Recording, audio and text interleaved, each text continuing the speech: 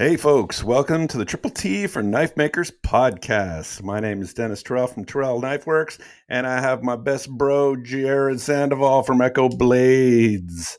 Jerid, how's it hanging? It's going.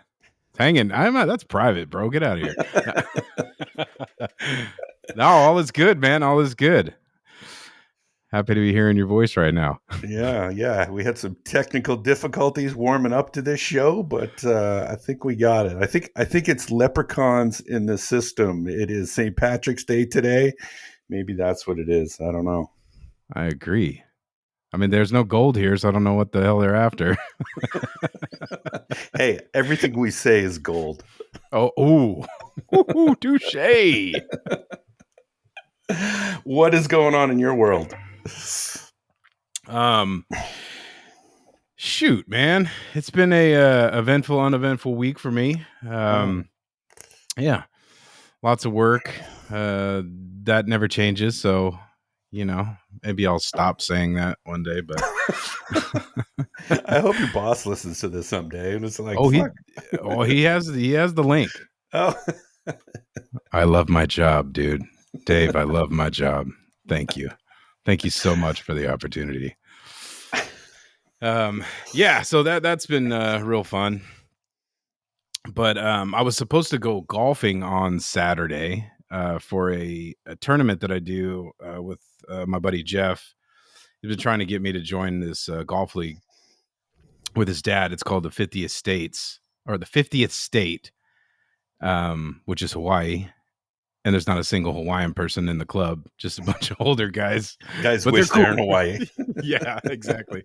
They probably vacation there more than us, but all good dudes, good time, a lot of fun. But I just haven't got around to like joining the league. But they do a best ball scramble out here, and it's so much fun. I've actually done really well.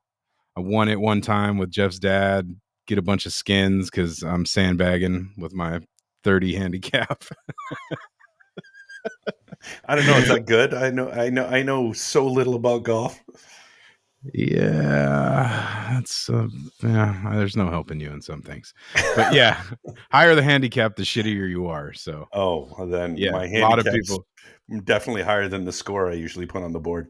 Yeah, so a lot of guys will good golfers will they call it sandbagging. They'll play a bunch of shitty rounds and get their handicap up, so then when they play for money, they can you get a stroke on people that have a better handicap than you and stuff. So, anyways, it's a fun tournament, but I didn't get to play. They didn't have enough people, so I ended up going to the range and hitting some golf balls. I hit 96 golf balls, which was expensive as hell. It's like $14 now for a bucket of balls, which is I was almost turned around and left, but wow, it used to be $7.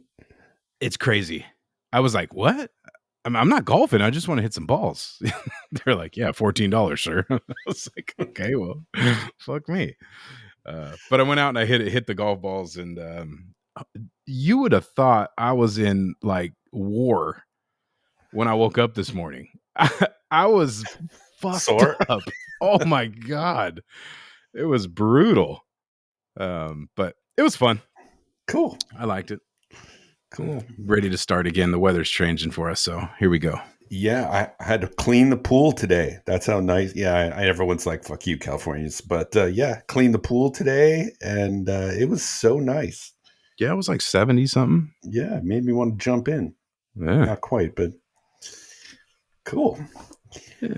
What did I do this weekend? I had a birthday party last night for a couple of friends. So I was out at a bar, which I haven't done in a long time. Had a few drinks, and actually spent most of the weekend in the shop trying to get caught up in this Viking sword, but which I'm feeling much more comfortable with. But yeah, that's kind of how my week has gone, getting stuff going. One thing I started the week probably early in the week, and I don't know what made me watch it because I usually don't. But I watched, something came up on my YouTube feed, and it was from it wasn't Mr. Beast's channel. Because honestly, I don't think I've ever seen one of his videos. I just Me know neither. he's like the biggest YouTuber. Yeah, he's YouTube But god. yeah, totally. But I watched a video. I think the name of the video was like 10 action packed minutes with Mr. Beast or something like that. I'm like, fine, I'll give it a. I was really, really inspired. Like, that guy lives and breathes YouTube.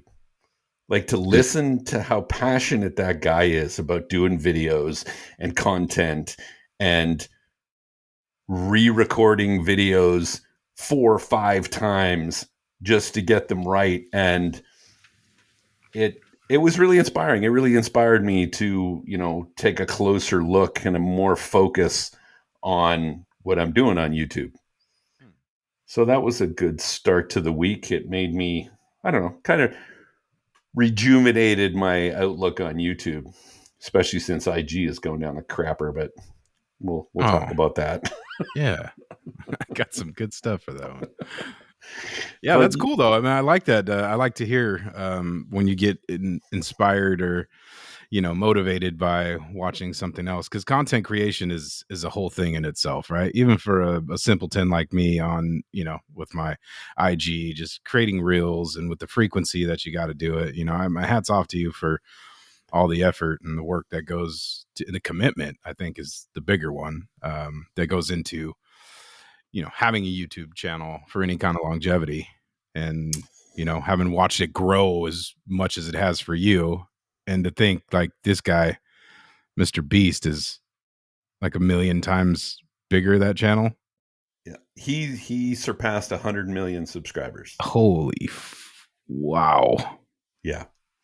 And just to listen to him talk about YouTube, and he's got, I think, something like 8 or 9 different channels, all doing different content. And he's got like 150 employees. And just the mindset of content creation on that scale was like eye opening. And like, he walked, like, in one point, he walks through this room that has all their like video cameras, and they've got little remote control cars with cameras on them and drones with cameras on them. And it's just, he's all in. Wow. It's amazing. Like, I don't ever want to be content creator on that level, but it's pretty inspiring to see what he goes through to get a good shot. Yeah. So, and he's all about analytics, and which I've always said, you should be, looking at your analytics and checking when people drop off and what's not interesting. And, you know, and I feel like my videos have, especially the build videos, I just haven't had a big build video in a while. The ones that I thought would go big haven't. So I've been, I don't know, a little, not depressed, but It's um, okay to be depressed. not as thrilled with the YouTube content. I mean, the triple T's is great, but I mean like the big build videos that, you want to get a lot of views on. Haven't had one Right. of those in a while. So time to up that game quite a bit. So after Blade Show, I'm going to put a lot more focus on YouTube and builds for YouTube, and probably do quite a bit more. Um, Nice. just up the volume on those builds. Yeah. I mean, a little bit of dissension down to earth and humility and all that kind of stuff that happens when, I mean, you had a crazy ride, dude. Like you were shot out of the cannon there for a couple years. Yeah, and which is great. And think I hit a couple of hot spots that people weren't really doing yet, but I got a lot more ideas coming. So, Cool. but I find myself um, being more. I have a hard time with Instagram and the thing that you got to post 3 times a day. Like, I'm much better at the long form content that I can spend a lot of time on, as opposed to the quick, consistent, often posting that you got to do on IG.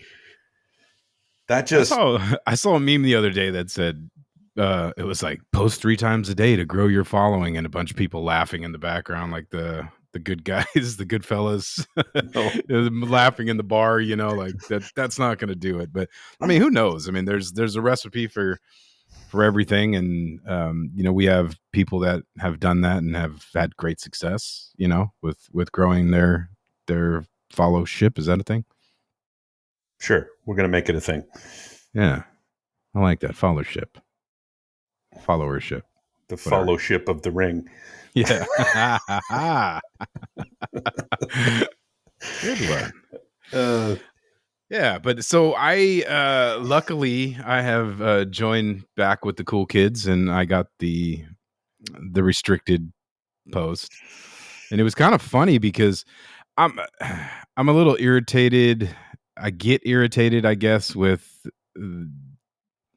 how it's happening, then the frequency in which it's happening, and then sometimes I get a little irritated, honestly, with like how people respond to it. I think I was putting on a post about, there's the group of people that are like, fuck, that's censorship and how could they? And then there's the guys that are like, quit your bitching and just, keep doing it and appeal it. It's just the algorithm. It's a glitch. And then there's guys like, I don't even care, whatever it is, what it is. And I can't decide which, because I feel all of those emotions, Yeah.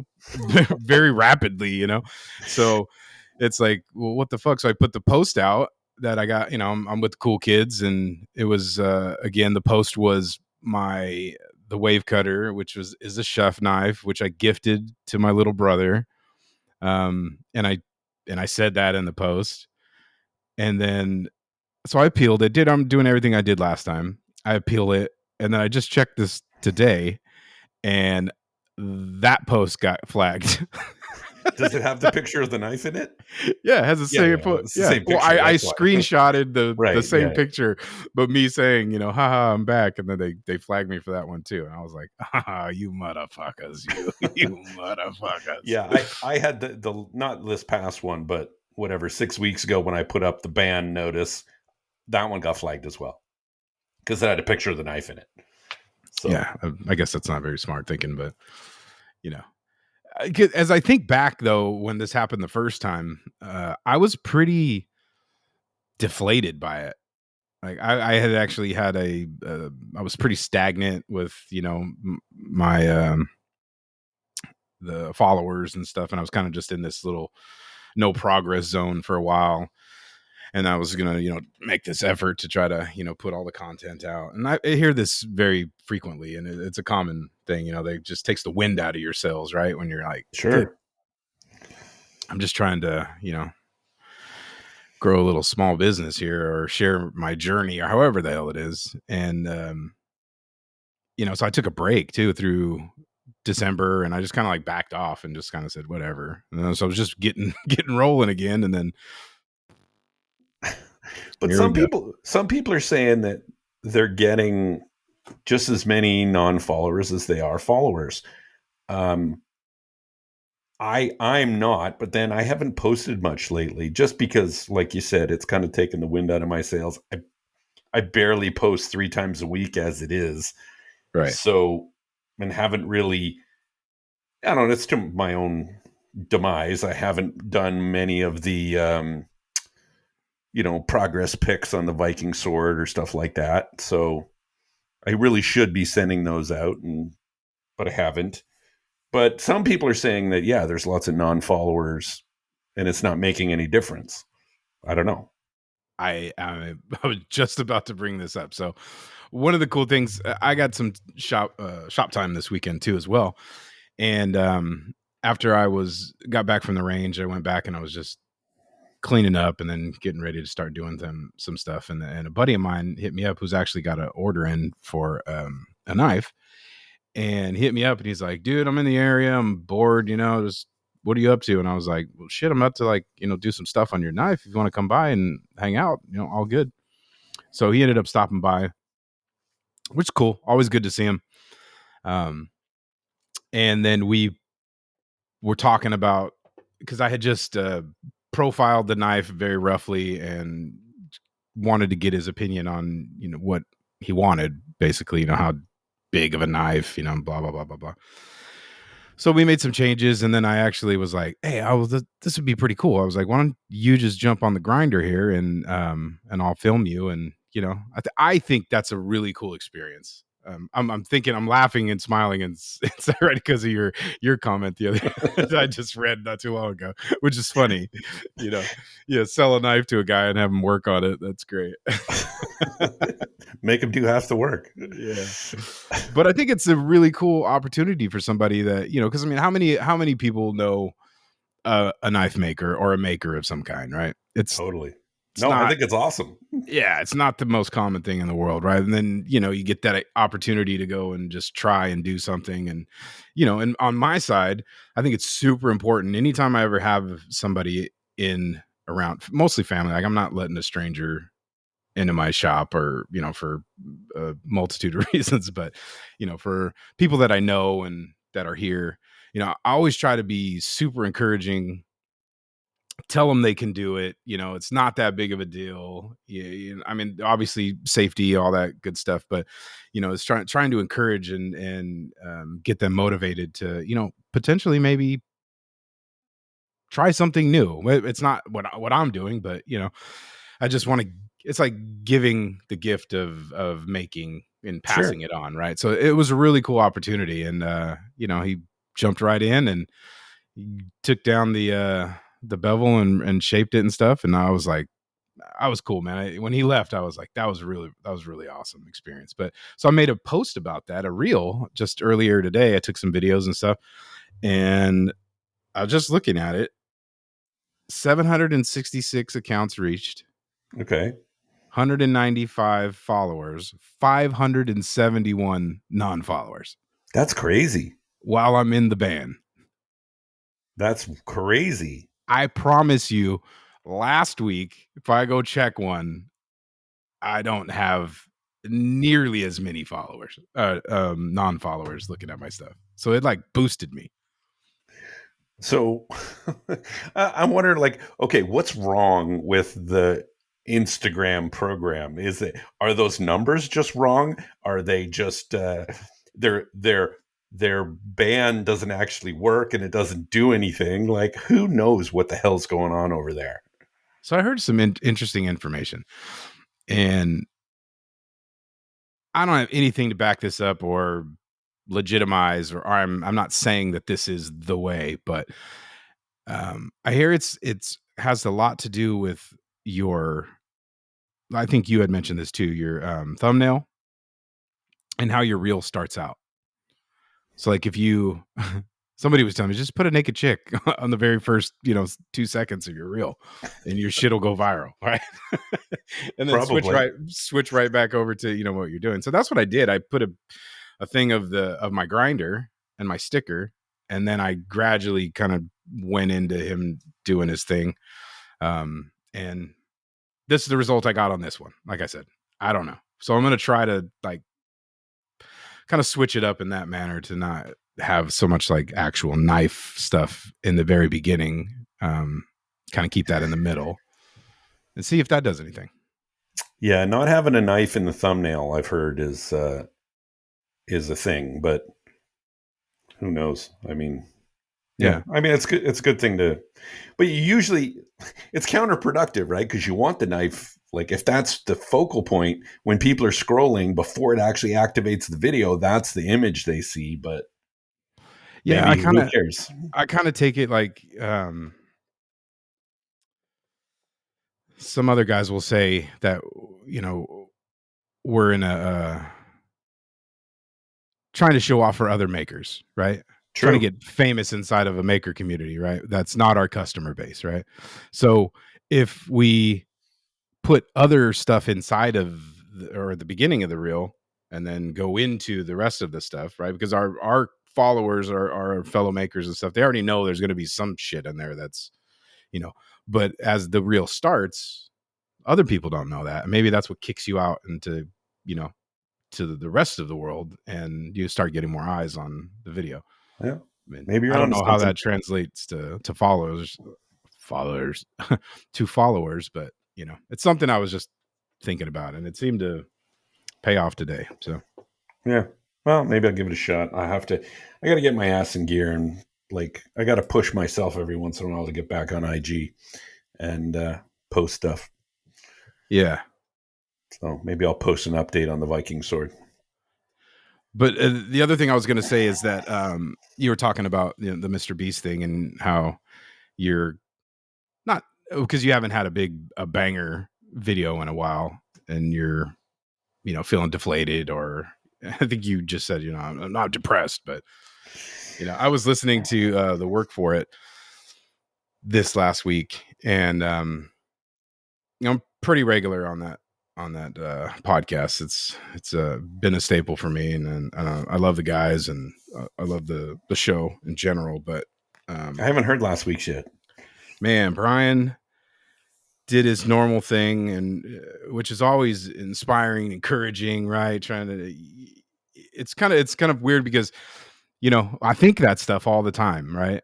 But I don't find myself speaking it out loud to a lot of people, and I think that's why Brian's kind of has that magnetic kind of personality thing, because he says those things that I think most people are thinking. So he connects with them in that way.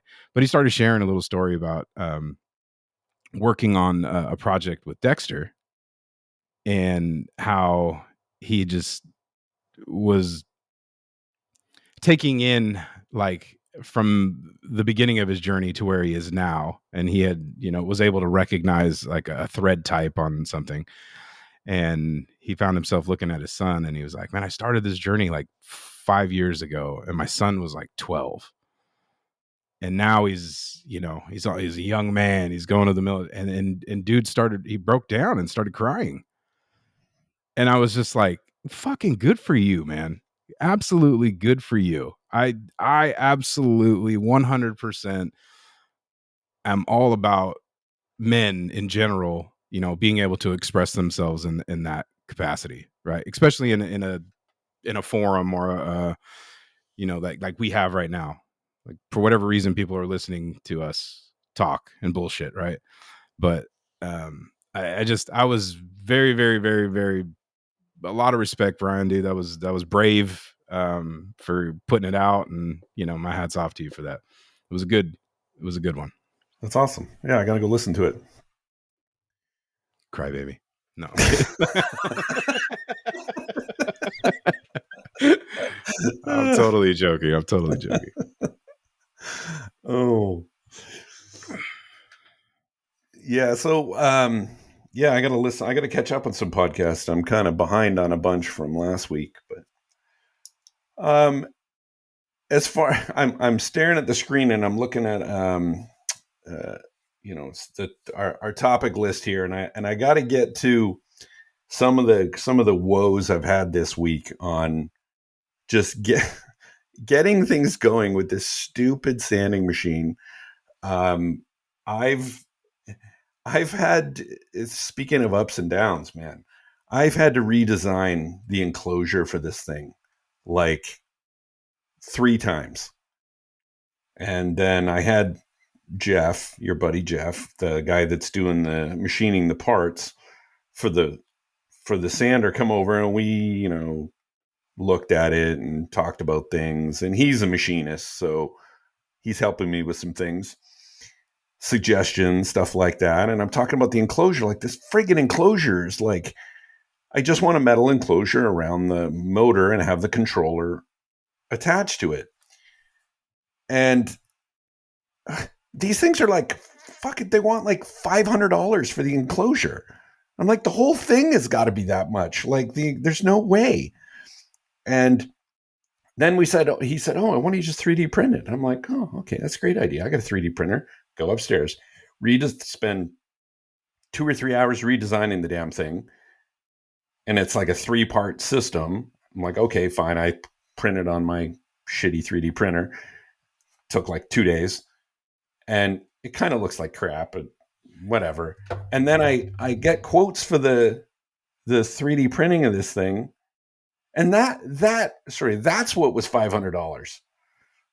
So the 3D print? Yeah, because Whoa. it takes so long to print these things. And I'm sure there's something like the design is not optimal or whatever, but even if I make it optimal, it's still going to be 2 or 3x times more than what I'm willing to spend on this. Like, I want the enclosure to be $50, not 500. Like, I'm an order of magnitude off. So there's no way I think it's going to come down. So enclosures are stupid expensive, and I think I'm going to end up going with like an off the shelf box for this thing, just for cost reasons, and just make something work off the shelf. CNC the hole in it, place the controller inside, and so that kind of deflated me this week doing all that work. Just annoying. But what I was in this, I'm getting around to why with the Brian connection. The fact that I understand now why Brian is so thrilled with Fusion 360 and being able to design things, because that is so freeing to be able to, oh, this didn't work. I'm going to go back to Fusion 360, change the design, redesign it. I'm certainly not at the master level, nowhere near. I'm not even at the intermediate level on Fusion 360, but now I can do sheet metal. I already know how to do solids, like CNC stuff. I love that program now. So that part of it was fun. The pricing on the enclosures is not fun. So I was not too happy with that part. That's like they say, if it was easy, everyone would do it, right? Yeah. I mean, it was great that I learned that stuff, and I learned that enclosures are stupid, and I don't know why that's funny, but that's stupid ass enclosure. like that's literally the only thing. Because Jeff gave me like, I'm Jeff's a professional machinist, and he CNC'd like a couple of sets of parts for me as a prototype based on my design, which I've already machined on my machine, but just making sure. So now I put them all together. They work perfectly. Nice. Like the machining of the parts is awesome, and he can replicate that. He's got all the designs and everything like that. So this fucking enclosure is the only thing that's halting me from getting to the next step. So Yeah, I know that's frustrating, man, but just take a pause, take a breath, and realize like what you just said. You know, you've designed something from nothing. You have a large amount of it that is functional, reproducible, and you're just knocking at the door of the last thing, dude. That just good job. And that's really good. it's good, but I always want things to go faster, and we always want them I didn't more. know that about you. That's weird. Dick. Oh, that's funny. But yeah, Yeah. I'm splitting my time between the sanding machine and this stupid Viking challenge. It's not stupid. This Viking challenge build, which I'll admit I was not excited about this challenge at the beginning.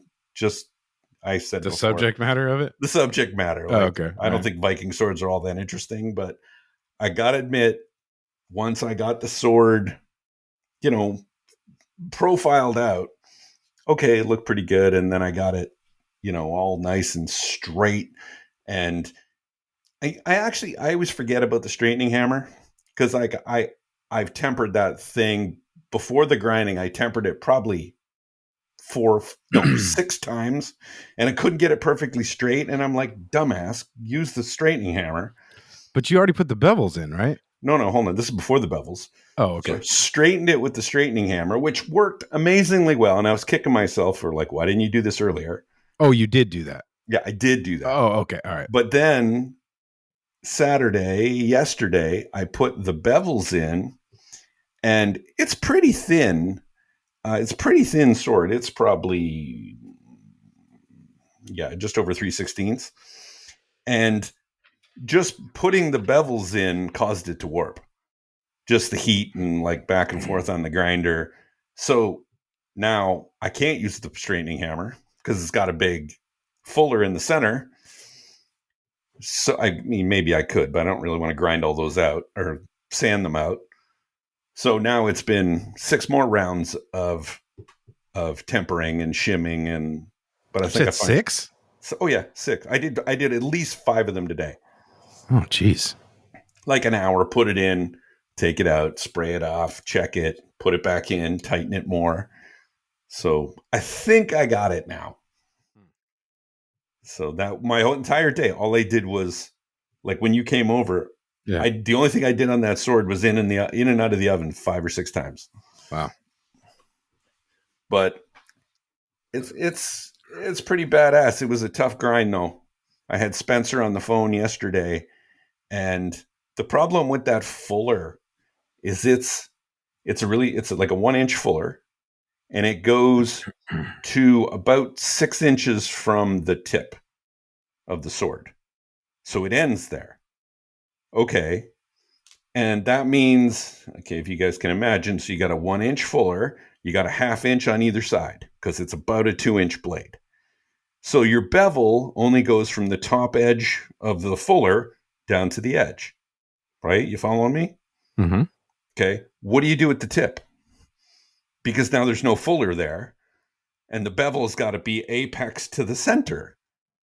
So your bevel You have to find angle, this. That's to find the center of that fuller. well, the bevel angle has to change as it gets closer to the tip. Yeah. And it has to be more gradual as you get closer to the tip so that you get that medial ridge. It was such a pain in the ass. Hmm. But I think I got it done. I'm pretty sure that's what made it work. Mm. Yeah, because you got the warp and the grinding. Yeah, got it in the grinding. And I mean, I didn't overheat it while it was grinding, but just, it's a 3-foot sword. Yeah. But it was a tough grind. But so, yeah, I'm happy where I'm at, though. I'm at the hand sanding phase starting tomorrow. Probably a couple days of hand sanding and then on to fittings. So I'm feeling God, pretty that good. sounds so bad. It's a couple days of sanding. God. Oh, it's easily going to be a couple of days. Oh Because, yeah. well, remember what I said in the grinding video about know when to quit? Yeah. I had so many issues grinding that thing. I'm like, I'm going to hand sand it at 36. So I never went down to the fuller is ground at 120, but the bevels are all 36 grit scratches. So Oh I'm going to wow. be hand sanding for days. Wow. Like I did not want to touch that thing against the grinder one more time. It was so hard to grind because your bevels are only like not even a 1/2 inch, and there's 4 of them, and they all have to match. Yeah. That sounds fun. So I would rather spend an extra 2 hours, 3 hours hand sanding than fucking up the blade. Ah, well, good for you. And it won't fit on the sanding machine to boot. Oh yeah. The sex machine knows its limits. Yeah, it does. Oh man. So I actually did get some feedback on the duct thing. Yeah, I saw that in the call. What was your feedback? I saw the Somebody, picture. yeah, somebody, a listener sent me a video or a picture. He goes, "I walked into my lunchroom and this was on the lunchroom." How that happens, in this timing, but it's actually I suck. So I don't want to grab the picture. I'll get all distracted. But there's a hashtag for it. I put it, and then I made a little reel for it on the Triple T podcast. But then, fucking sure as shit, my buddy, who this all started with, he got ducked again.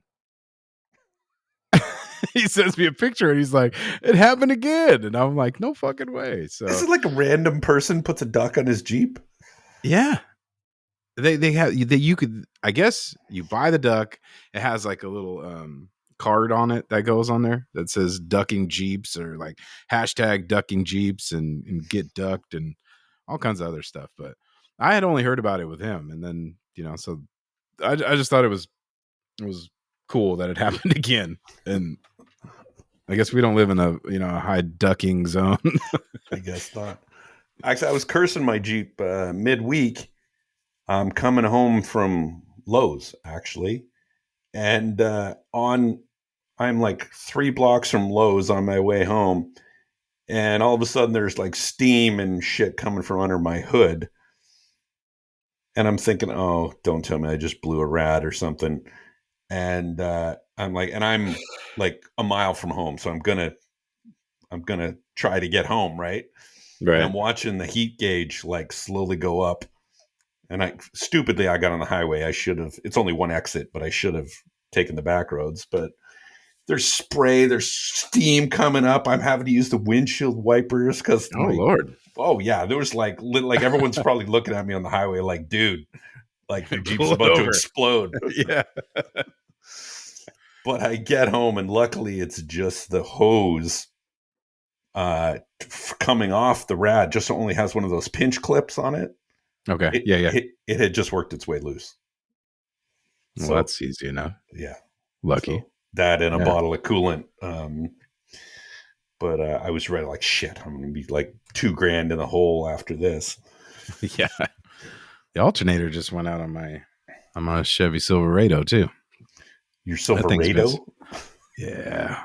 It's a great video. You got to go see it. A roundhouse of Ford right in the nuts. I can't remember the guy's name, but he did this whole video on the Chevy Silverado. But yeah, the battery's been dying, and so it's the alternator. But I That's the don't red drive. one, right? Yeah, I don't drive that thing like at all anymore. I'm kind of just holding on to it for my son, who will be driving in a year. Good Lord, help me. Neither my oldest son is 20 and my youngest son is 18, and neither one of them have a license. Dude, I don't know what's with the kids. My daughters, I think my middle one was actually kind of motivated to get it, but my older one was 18 before she even thought about it. And when I was fucking I had a 1969 Mustang, my parents had bought me for fucking pennies on the dollar. Worked on that thing, which I hated. I'm not a mechanical car guy thing. Like my stepdad, I think he wanted to teach me the values of working on something, and I was just like, no, this is lame. I do not like this at all. But I did want to drive, so I did what I had to. But man, I was ghost as soon as I turned 16. I was boom, get the road. Well, I think I waited till I was almost 18 before I got my license. Yeah, that's crazy to me. Like, there's no way. It's like the little bit of freedom that comes with Yeah. a license and a car. Yeah, well, Parker wants a car, but he's just not motivated to really do anything to Uh, make it happen. But uh, yeah, we got to go to the DMV Wednesday to get his ID because he has no ID. He can't even get on a plane right now because he that's turned 18 crazy. in September, right? But so yeah, he's got to get his ID. That's interesting. I just went and did the old TSA pre-boarding approval thing this So week. you're going to leave That's me in the dust on the way to Blade? abso-fucking-lutely. At least Parker will keep me company. Yeah. No, I'm gone. Dude, you have to do it. It's so easy. It is it's easy. It was like a 10-minute application, and then in like 5 minutes, luckily I have a location right across the street from my work. So I mean, it couldn't have been any easier. The whole thing was less than 20 minutes, and But I it think it was was like $80. Is that what you said? 70, 80 bucks for 5 years.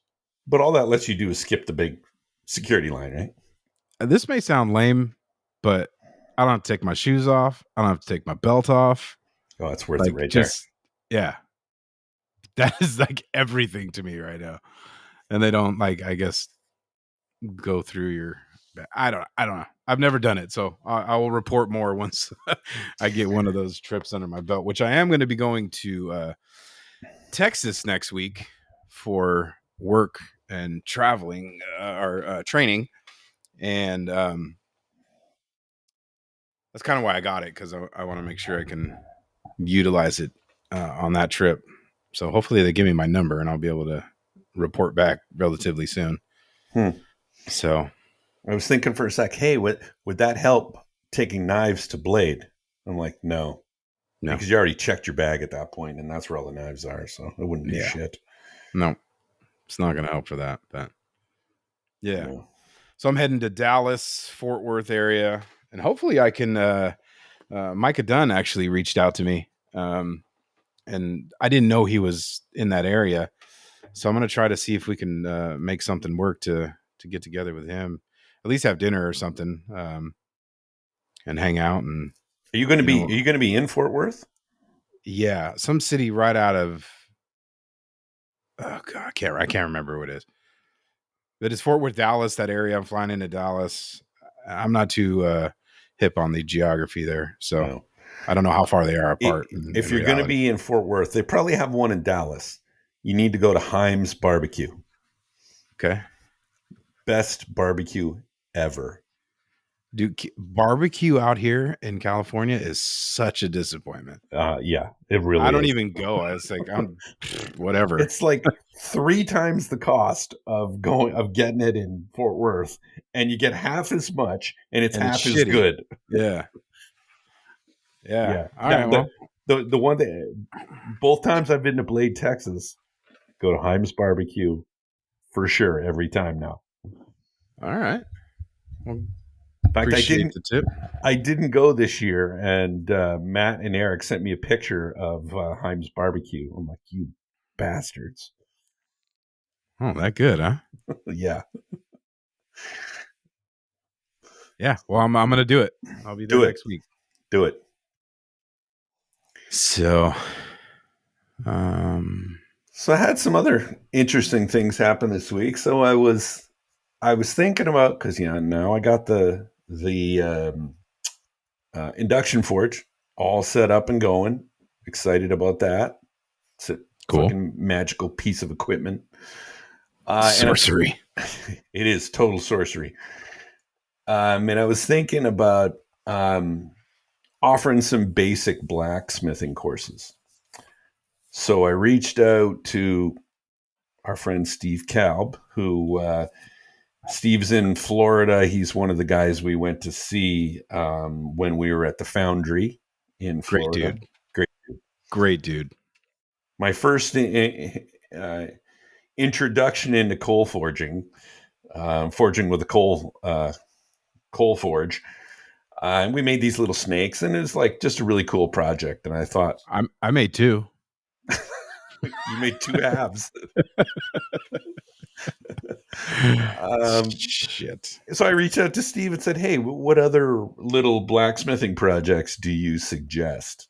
And he gave me a whole bunch of ideas, which is really cool. And I'm hoping maybe I'll get like, Boy Scout troop, Girl Scout troop, whatever, and start offering like a 4-hour class or something like that for kids, teenagers. I'm even considering doing the Thursday farmers market here in Livermore, really just to promote the classes. I'll have knives on the table and bottle openers and crap like that. But I think the big thing is the getting people into the local classes. So that That's was kind of cool. cool. Yeah. Maybe I'll make some spoons. Fuck off. I mean, awesome. That's a really good idea. I thought that would spark you up. Yeah, that's great. No, that's cool though. I like that. Yeah. I'm all for it because there's very few options for blacksmithing classes. I actually took one before I started making knives, but I went to a place called the The Crucible. Crucible in Oakland. Yeah, in Oakland, and it was like $500 for one intro class. And how long was And that class? One day?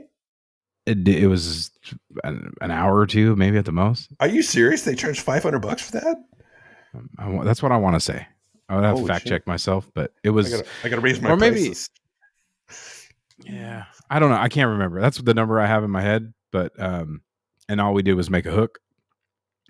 But I was thinking to myself, because they have like an intro to bladesmithing, but this class was a prerequisite of that class. And I mean, the whole thing they have there is really cool. Don't get me wrong. It's like Maker Central and all kinds of shit you can take classes for and do. It's just kind of costly, but and it's in Oakland. It's not really it's out of the way. I should Yeah. say. Yeah. I'll just keep it there.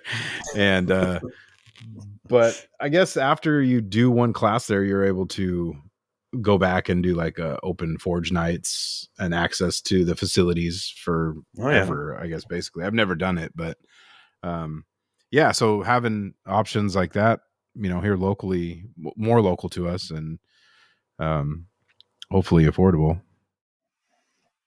That was good. That was good. That was a good one. That would yeah, be cool. yeah. I'm thinking, a little morning class, afternoon class. That'd be get some people in it. Be Yeah, something different than the you know humdrum of like the intro knife making courses. It's just fun doing like little blacksmithing.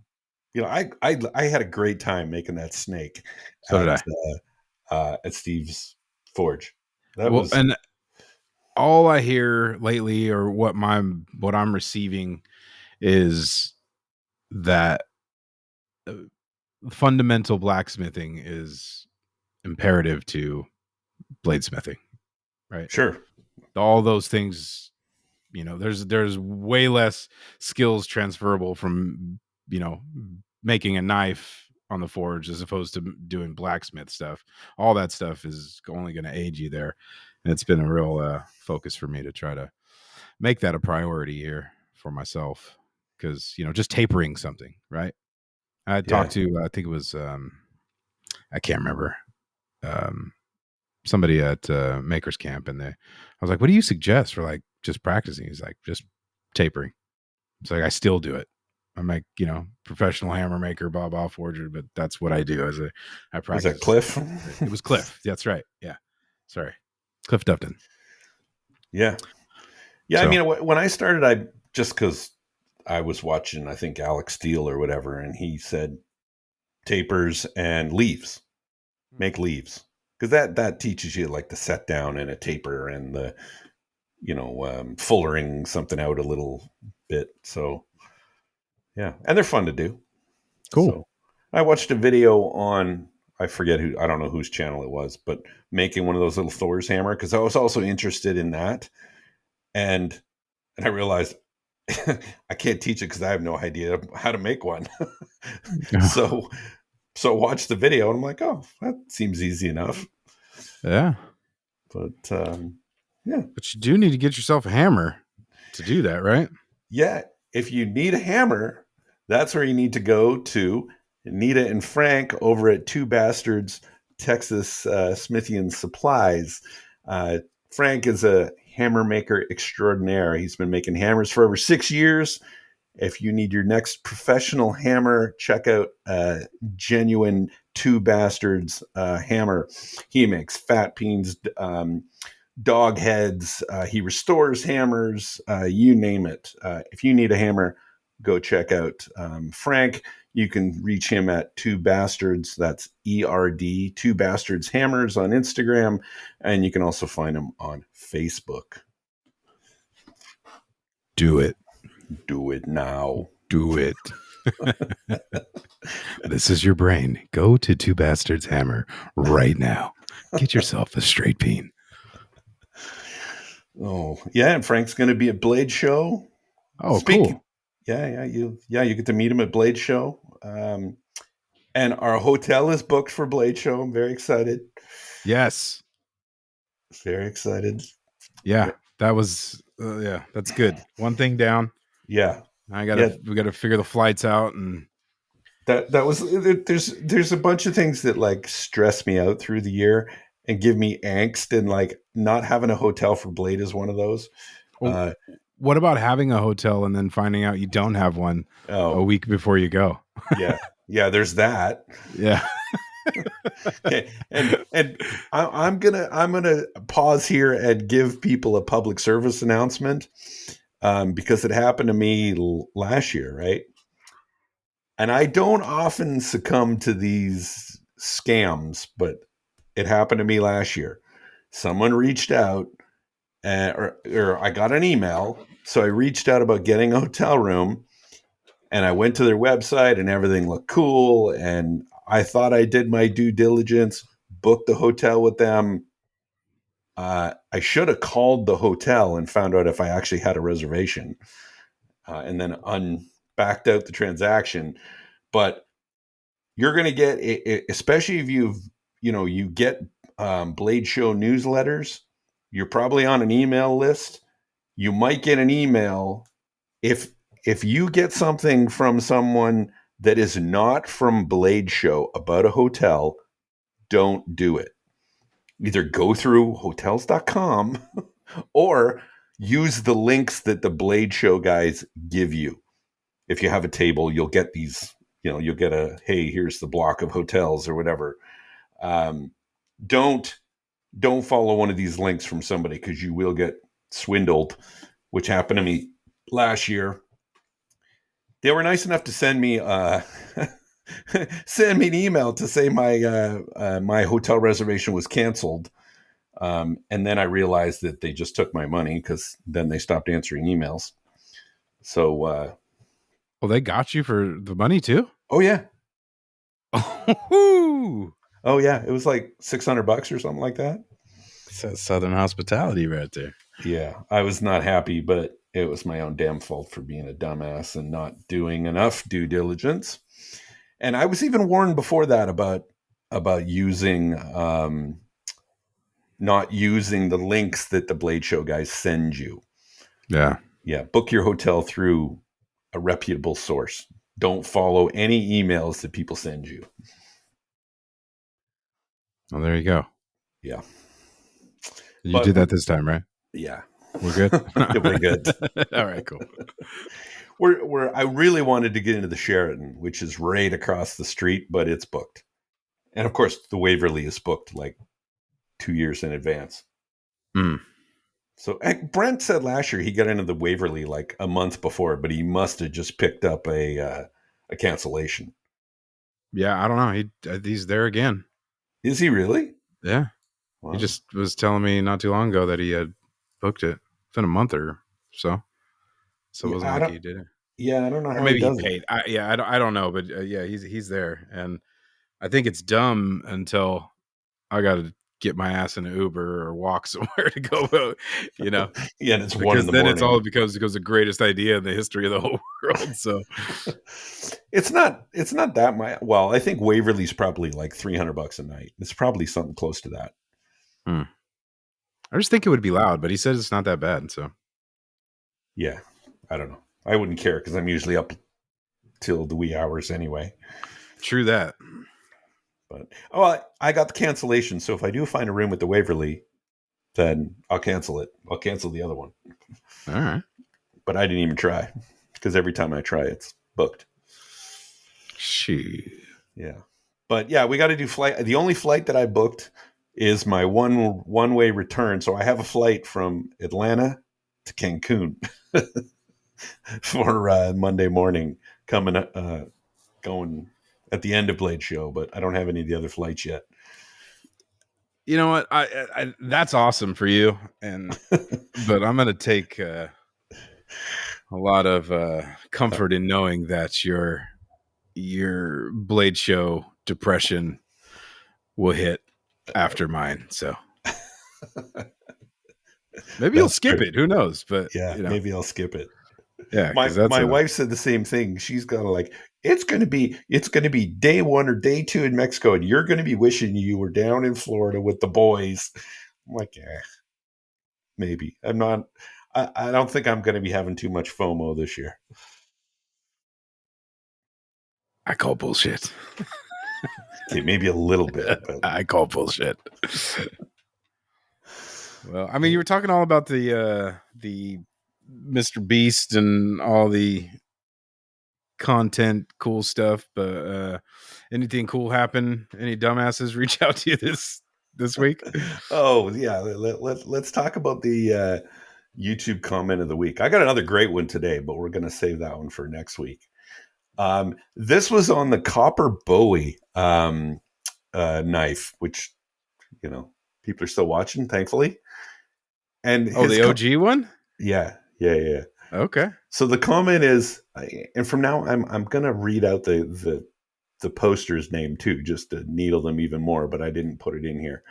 It says, and again, this is a Bowie knife handle, like guard, So it's obviously hidden tang, right? So he says, beautiful knife, but definitely not lifelong. The only problem I have with these design types are the handles. If you don't have a full tang, those two pins he put in are the only thing holding that knife handle together. And over time, the blade experiences hot and cold. Those pins will wrapped around wood will slowly expand and contract, and over time the handle will loosen. For a high quality, longer lasting knife, always go with a full tang knife. Duh. I was just thinking the same thing. This guy's a fucking genius. Obviously. And I had to respond with 95% of knives with guards. It's very rare you get a guard on a full tang knife. And pretty much every sword in the world that's ever been made, pretty much, including all the Japanese weapons, are all hidden tangs. What? Yeah. They're all inferior too? The infamous katana is held together with a single bamboo pin. And he's got an issue with this knife because he thinks the pin is the only thing holding together. Ah, well, he must be an expert. Yeah, must be an expert. So I thought that one was funny. Yeah, that'd make my skin boil a little bit. Blood, sorry. Well, and I get it. So, some guys have this like this thing about, and I don't know where it started because I've heard this comment before about, yeah, if you want a strong knife, it has to be a full tang knife. And sure, if you're going to make a bushcraft knife that you're going to beat the hell out of, maybe you want it to be a full tang knife. But there's nothing wrong with hidden tang knives. They're plenty strong. It helped Jim Bowie on the sandbar win the fight. I don't think he was worried about his knife coming apart. Yeah, well, it was within perfect temperature. That's all. Right. Yeah. Couldn't have been. So, hey, why don't we do Maker Spotlight? Cool. Who Let's you go. got? Well, talking about the Viking Challenge, and I've seen this name a few times, but what really perked me up was I'm looking at the posts on the Viking Challenge Facebook group, and I'm scrolling by, and I stopped at one, and it wasn't the weapon, it was the fittings, it was the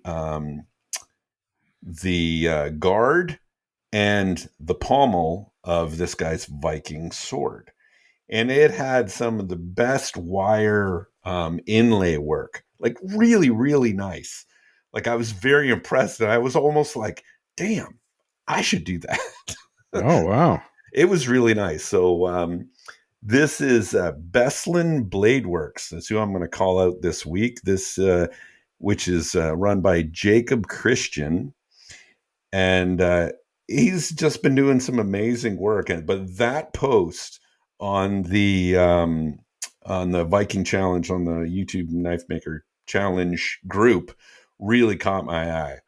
But then I looked through his Instagram, and like he's done some amazing work. He's got a beautiful knife with a looks like a chef knife with the nickel shim in it that looks really good. And I see he's into woots. I wonder Nice. if he knows um, Spencer at Heavy Forge, since they're all those Woots guys tend to hang around together, and he's a computer programmer, so we have something in common. That's so cute. I love that for you guys. He just put a fuller in on that sword with the surface grinding attachment with the contact wheel. I was It looks really cool. A good idea. oh yeah, I've seen someone else do it. I was actually contemplating, speaking of that, it would have taken me 10 times longer just to set it up. But I was contemplating putting the sword on the mill, and then, which I've never done on my mill, tilting the head of the mill, and Okay. then you know what I'm talking about? Yeah, yeah. And then using a facing mill, because it would be on an angle, and then cutting the fuller with a 2-inch facing mill. I was like, man, that would be really cool. And then I realized that's going to take me an entire day just to set up. Like, Yeah. forget it. Damn. All that setup. Now he does some really good stuff here. I like that. Yeah, it's really, It's a good really good call. stuff. Cool. So yeah, Bless check out Sandoval. Christian at Beslan Blade Works. As of right now, he's at 686 followers. Let's push that up way higher. Yeah, Yeah. and looking, I've only seen the fittings on his sword, but if the rest of his sword looks like the fittings, he's going to be a contender in winning this challenge. Very cool. Very cool. Yeah, so I got a guy here that I've been following for a long time. It's Sean Morrison _ Knife Co. On IG. Says he's a part-time knife maker.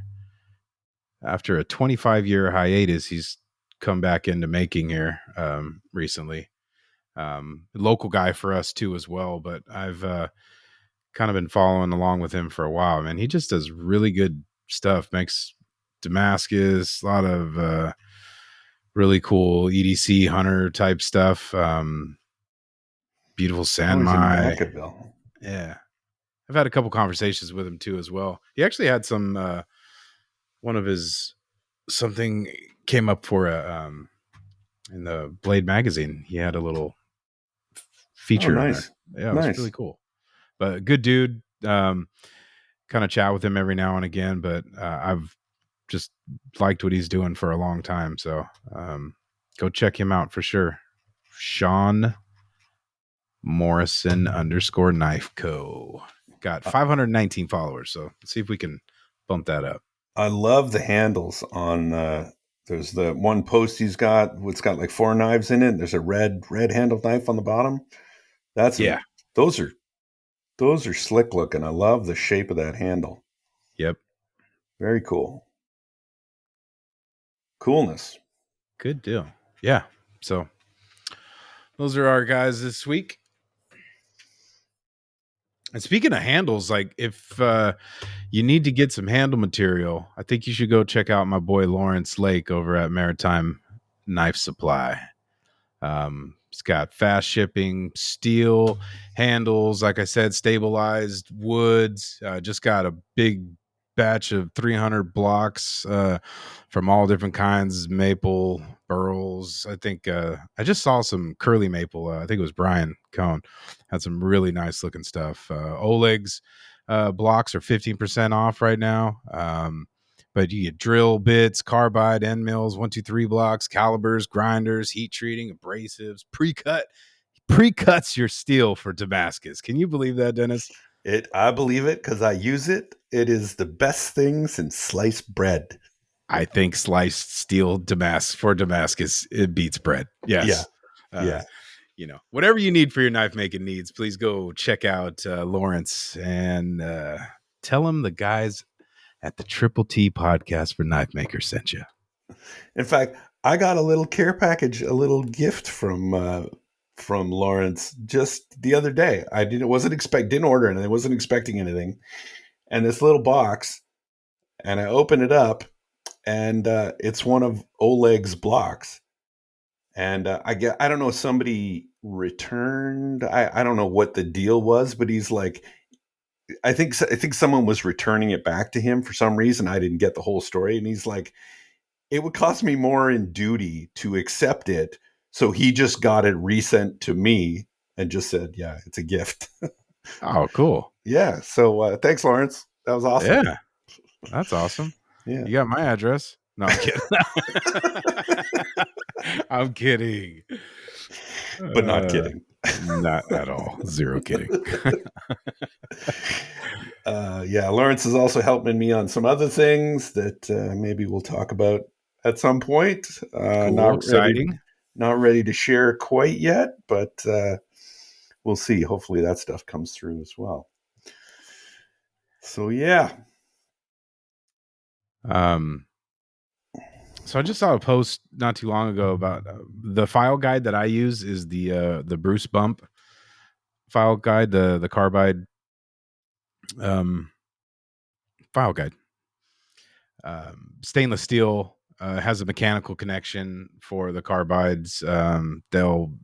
They maintenance it, over the years that you have it and stuff. But they're just now releasing the last batch that they're going to produce, and so I just got another one. I got to get one. Dude, you need to get this is the one that for me. This has been the one. I haven't tried any other ones, so I may be a little bit biased, but I've heard some things about the other guys too, and they're not. It's not a cheap investment, so I'm into the buy once cry once type thing, and this thing has served me very well for a long time, and now that they're not going to be around, I was like, well, fuck, I better. Why are they not going to be around? I think they're just not going to make them anymore. I mean, Bruce Bumps and Master Smith does incredible. He makes those gun knives, just absolutely yeah. insane work. But him and his son make those. But maybe they're moving on. I didn't quite get into all that, but I did notice that their last batch is out, and get them while you can. Yeah, I've said this before. The knife clamp, the whatever holder, the one I use is mostly just to lock things in the mill. I rarely use it up at the grinder. Yeah. And I never use it like with the knife in a vise and I'm actually filing on. There are times when I wish I had a carbide file that I could grind the face of something without having to go to to the mill. Yeah, to the mill. Well, I think the only other time is when I did the intermediate knife series and wanted to do it without the mill. So it's probably that. Right. But yeah, I should pick one up. They're always so pricey though. Yeah, it's not cheap. I'm not saying that at all. I'm saying buy once, cry once type thing. But I love that thing. So like $300 or something. Just under that. Okay, I think they went up since I bought mine a couple years ago. But yeah, they're the bee's knees. They're the fucking cat's ass. Can you know what I'm saying, Dennis? I know what you're saying. The cat's ass. That is what it's about. So, anyways. So we had a good little session today learning knife print for Jerid. Yeah. I humbly say this, that I have been an AutoCAD designer for many years, but I draw fire sprinklers with it, right? So it's all 2D circles, lines, dots, fabrications, third-party applications to sprinkler-based programs for fire sprinkler design. But it's AutoCAD. You get me over in this knife print, and I just the operations in which you have to do things just do not translate in my head. Like I want to do things a certain way, and I struggle with it. It's not that I can't. I've plenty of knives that I've done and I've profiled on there, but I just do not enjoy it. I have a really shitty time doing it. So I was telling Denis today, we were talking about I have a paring knife prototype that I've been working on, which actually is in knife print, but ironically, but some other knives that I wanted to do it. I haven't done it because I don't want to open that fucking program up. And there's nothing wrong. I mean, it's a great. Many people use it. It's an awesome tool. But I was, bullshitting with Denis. He's being a bitch. Sure, whatever. I'm okay. I was being a bitch. And so I was like, well, let's fucking do it. And he was like, I said, how long will this take us? And he's like, 50 minutes. We just go and get it. So anyways, we did it. We did it in like 5. It was easy. Thank you, Denis. Yeah, it was very easy. So I took him up. I was just because I refuse to watch that YouTube series. That's that exactly. He's like, I don't know. Everything always snaps to a grid. And I don't know what. I'm like, watch video 1 in my fucking series and you'll understand. Negative. The first 5 minutes of video 1 is how to turn all that stuff off. I swear I have. But anyways, it was a great. I'm going to check right now, you motherfucker. Put your shit to shame right now. Yeah. But it was good to take him through knife print, but I get it. I understand now that I know Fusion 360 and more about AutoCAD. I see why if you're coming from a CAD background, you do want to do things differently. You you don't you don't just start popping lines like and putting handles and nodes in like you do on knife print. So it's knife print is not made for people that know CAD. It's made for people that don't know CAD and don't want to know CAD. I just opened up my settings right now, and all of those are off. Everything is off, and it still wants to jump around like it's attracted to things I don't want it to be attracted to when I'm dragging knives. I don't The believe lines you. around. Something else is wrong. I'm saying. All right. Well, we're gonna do a Google screen share later, and we'll figure it out. But Okay. I Good got. deal. I'm gonna congratulate you on that. So Jerid came over today and he showed me a knife that he's never shown me before. I don't know why, but that little paring knife, that is the honestly, that was one of the most ergonomic designs I've ever used. You need to make that knife, you make a bunch of those and force people to put them into just hold it in their hand at blade. You will sell those knives. It is I can't explain how comfortable that paring knife feels. And I'm not just blowing smoke up your ass. That is a Oh, really nice knife. I appreciate that And very much. as a utility knife. And I'm kicking myself for not thinking of it first. It's really comfortable. So I want everyone to come to I Buy Blade, and I'm going to force Jerid to make some of these because I'm telling you all to come by the table, pick up that knife, and put it in your hand, and you will say, "Yeah, I love this knife." Well, I guess that's a You got to do it challenge now. accepted, You got to do it now. bitch. No.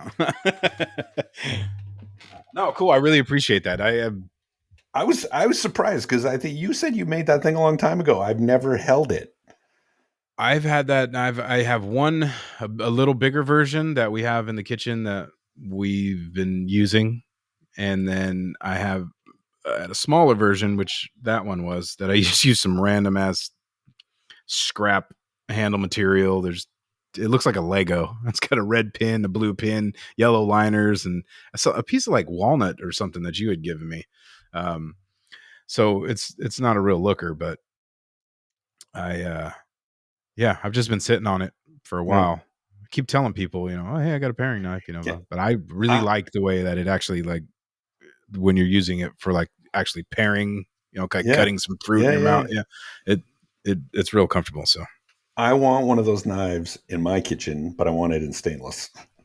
yeah, it should be in stainless. Yeah. Deal, buddy. Yeah. Because she's always cutting up vegetables, whatever. And okay, I'm going to admit, you guys can laugh at me.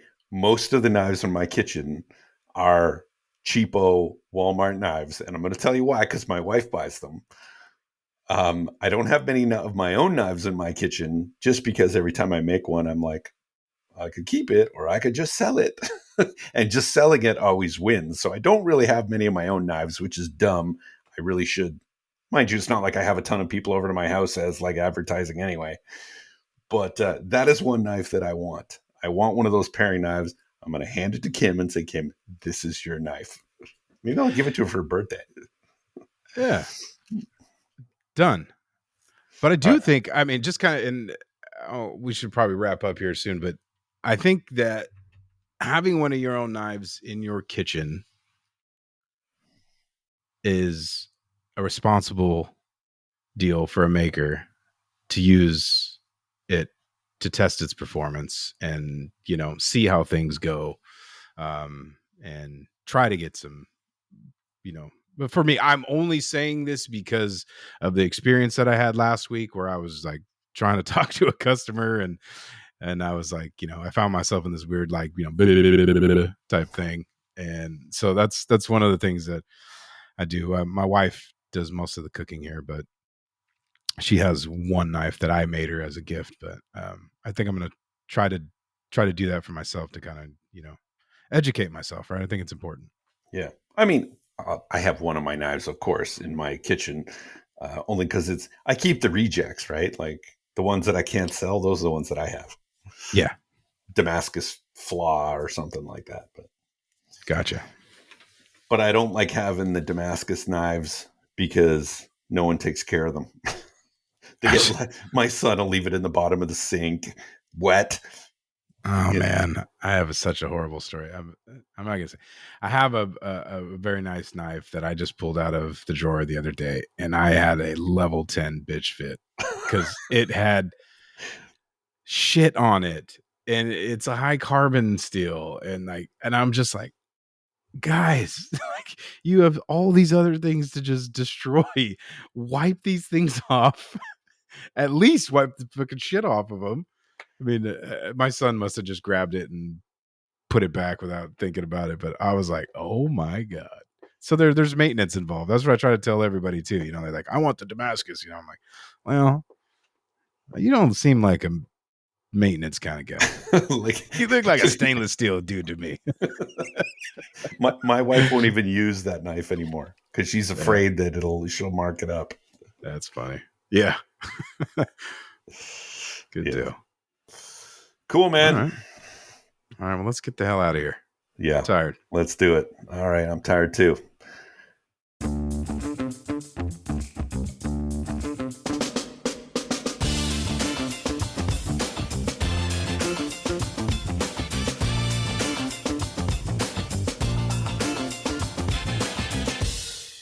And that's a wrap.